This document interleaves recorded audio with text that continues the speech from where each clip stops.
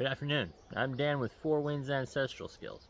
Today I'll be covering how to make pine pitch glue, an ancient super glue used by primitive cultures all over the place. Got a lot to do, so stick around. Now, pine pitch glue has a million and one uses out in the bush, whether it's repairs on things, hafting. It is very flammable, so you can also use it to help get a fire going in poor conditions.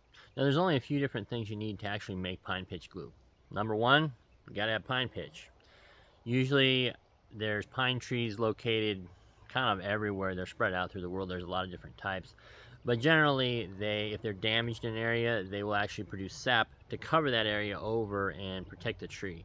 Now you can go through and collect the extra. You don't want to damage the tree as you're collecting it and digging around in there.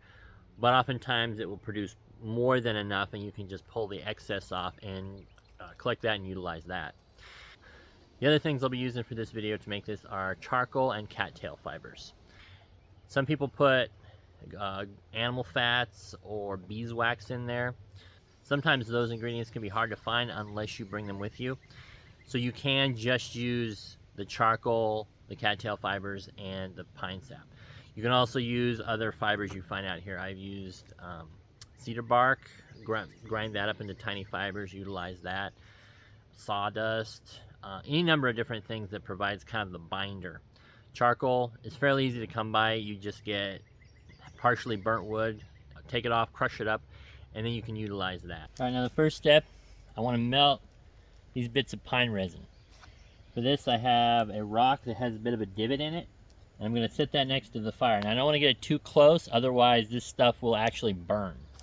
This will collect the resin, but I also have a rock I'm going to put on top that will melt the actual resin, and then the resin will drip down into that rock with the divot in it. The reason I do that is because this stuff oftentimes has pieces of bark and whatnot in it, and you want to filter those out. You don't want that in your actual glue.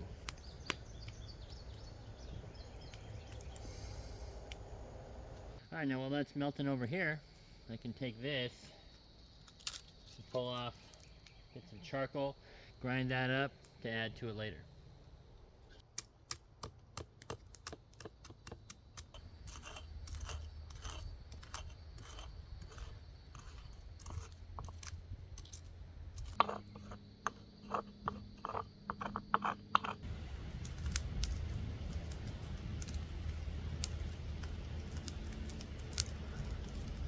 I pulled the stone off the fire, so the sap is still really hot, but it cools off fairly quickly.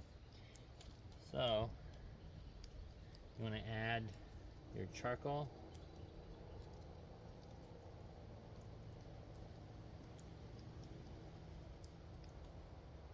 You also want to add your cattail fluff.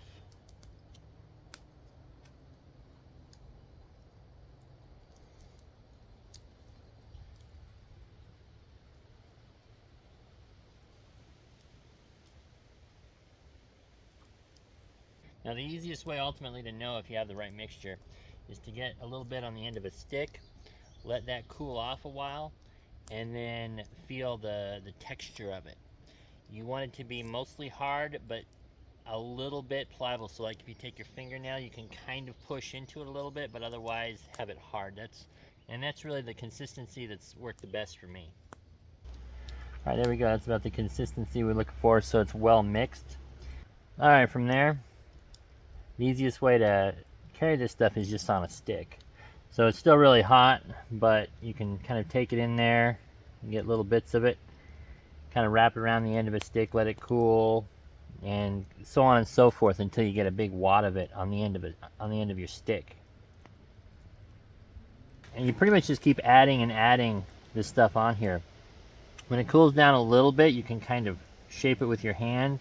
Just be careful because it can be pretty hot still. Alright, there you have it, making a pine pitch glue stick. Now, like I said, the consistency after half hour, 20 minutes, something like that, once this fully cools down, it should be fairly hard, but you should be able to kind of push your fingernail into it a little bit, make a little bit of a divot. You also don't want it like tacky and sticky, so it's kind of happy medium. If it's too hard, like can't push your fingernail into it. Good chance it's too brittle and it won't maintain its shape very well.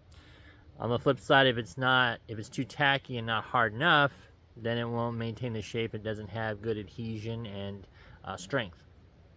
But anyway, there you have it. Hope you learned something.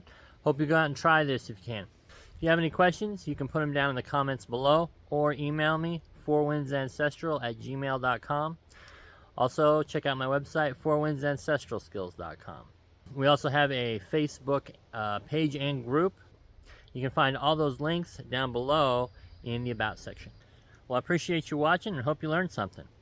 Anyway, I'm Dan from Four Winds Ancestral Skills, reminding you to get out there and make history. Take care.